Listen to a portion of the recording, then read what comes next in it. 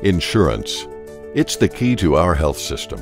Insurance makes healthcare affordable and accessible, especially for low-income individuals and families.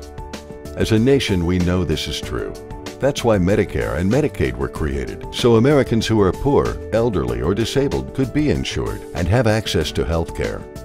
But thousands of low-income Kansans are still uninsured. It doesn't have to be that way. By expanding the Kansas Medicaid program, we have an unprecedented opportunity to make sure our neighbors get the health care they need.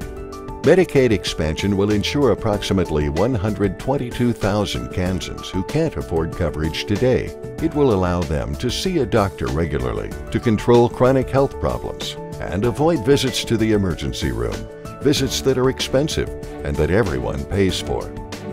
Medicaid Expansion in Kansas would build upon our newly reformed Medicaid program, KanCare, which focuses on primary care coordination, improving health outcomes, managing healthcare costs, and instituting patient accountability.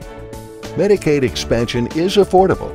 The federal government will cover the full cost of the program for the first 3 years. After that, Kansas will pay for only 10%, much less than the 40% Kansas pays for our current Medicaid beneficiaries. Medicaid Expansion is good for Kansas. Millions of new dollars will be injected into the Kansas economy, dollars that will be spent in all parts of the state, which will support jobs and create more business. And let's remember that an insured workforce is a healthier workforce, and healthy workers are productive workers. Kansas needs Medicaid Expansion. The more Kansans who are insured, the better off we all are. We must not turn our back on uninsured Kansans who do not have access to health care. We must seize this opportunity to help make Kansas healthier and stronger. Contact your community hospital to learn how expanding KanCare could benefit your community.